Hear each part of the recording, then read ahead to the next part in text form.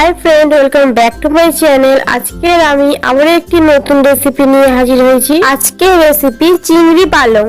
নমস্কার বন্ধুরা, আশা করি আপনারা সবাই খুব ভালো আছেন আর সব পরিবারে অনেক আনন্দে আছেন।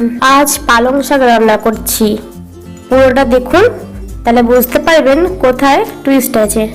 রান্নায় একটা টুইস্ট না থাকলে খাবারে কোনো স্বাদই আসে না। পালং শাক, কুমড়ো, শিম, কাঁচা লঙ্কা, সাথে নিয়েছি অল্প কালো জিরে। পালং শাক পরিষ্কার করে বেছে ধুয়ে নিয়েছি আর সাথে নিয়েছি কয়েকটা চিংড়ি মাছ। চিংড়ি মাছে নুন হলুদ মাখিয়ে কড়াইতে তেল দিয়ে, তেল গরম হলে চিংড়ি মাছটা দিয়ে গ্যাসের আঁচটা একটু কমিয়ে দেবেন। বেশি আঁচে চিংড়ি মাছ ভাজার দরকার নেই। চিংড়ি মাছটা হালকা করে ভেজে সাইডে সরিয়ে রেখে যেটুকু অল্প তেল আছে তার মধ্যে দিয়ে দিলাম অল্প কালো জিরে। ওটাই আর কি ফোড়নের কাজ করবে। আর একটু নাড়িয়ে চাড়িয়ে দিয়ে দিলাম কেটে রাখা সবজি বলতে কয়েকটা কাঁচা লঙ্কা, শিম আর কুমড়ো। আর কাঁচা লঙ্কাটা যে যেমন ঝাল খাবে সেই অনুযায়ী দেবে। এবার একটু নাড়াচাড়া করে এর মধ্যে নুন আর হলুদ দিয়ে দিলাম যাতে সবজিগুলো একটু নরম হয়ে আসে। আর এখানে অন্য কোনো মশলা দেওয়ারই দরকার নেই, কারণ এখানে পালং শাক আর চিংড়ির গন্ধে এই রান্না তৈরি হয়ে যাবে। আর খেতে লাগবে পুরো একদম অমৃতের মতন। এক থালা গরম ভাত খাওয়া হয়ে যায় যদি এই চিংড়ি মাছের সাথে পালং শাকের তরকারি হয়। যদিও আমি এই তরকারিতে কোনো জলের ব্যবহার করব না, কারণ পালং শাকে যে জল বেরোবে তাতেই সব সবজিগুলো সেদ্ধ হয়ে যাবে।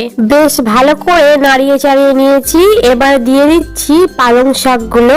তবে পালং শাকগুলো আমি খুব একটা ছোট করে কাটিনি, মোটামুটি বড়ই রেখেছি, কারণ এটা সেদ্ধ হলে মজে গিয়ে একদম অল্প হয়ে যাবে। এবার 7-8 মিনিটের জন্য একটু ঢাকনাটা চাপা দিয়ে দিলাম। 7-8 মিনিট পর ঢাকনা খুলে দেখতেই পাচ্ছেন সবজিগুলো কেমন মজে এসছে। দিলাম সামান্য চিনি। চিনিটা কিন্তু মিষ্টি হওয়ার জন্য নয়, এই চিনিটা দিলাম স্বাদের ব্যালেন্স আনার জন্য। এবার হাতে একটু সময় নিয়ে কিছুক্ষণ নাড়াচাড়া করব, কারণ কেননা তবেই তো একটু মাখা মাখা ভাব আসবে। দেখছেন পালং পাতাগুলো কেমন গুটিয়ে ছোট হয়ে এসছে। যখন দেখবেন কুমড়োগুলো হালকা গলে গলে গেছে, পালং পাতার সঙ্গে মিলেমিশে একাকার হয়ে গেছে, তখনই তো স্বাদটা হয়ে উঠবে দ্বিগুণ। আর এই জন্যই কাঁচা লঙ্কাটা একটু আগে দেওয়া, যাতে শাকের সঙ্গে মিশে যায়।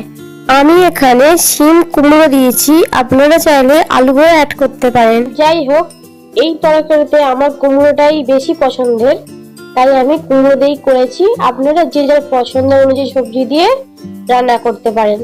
ওই আর কি, যে কোনো তরকারিতে চিংড়ি মাছ পড়লেই সেই তরকারির স্বাদ এমনিতেই দ্বিগুণ হয়ে ওঠে। ভাত কিংবা রুটি দুটোতেই খাওয়া যায়, তবে আমরা বাঙালিরা মেনলি ভাতেই পছন্দ করব এই চিংড়ি পালংয়ের তরকারি। তো বন্ধুরা, তৈরি হয়ে গেল আমাদের চিংড়ি পালং। পুরো ভিডিওটা দেখার জন্য আপনাদের অনেক ধন্যবাদ। আর অবশ্যই ছোট্ট একটা লাইক, ছোট্ট একটা কমেন্ট আর একটু শেয়ার করে আমার পাশে থাকার অনুরোধ রইল। আর যারা নতুন বন্ধুরা ভিডিওটা দেখছো, তারা প্লিজ চ্যানেলটাকে সাবস্ক্রাইব করে আমার পাশে থেকো। আবারও ফিরে আসবো বন্ধুরা নতুন কোনো ভিডিও নিয়ে।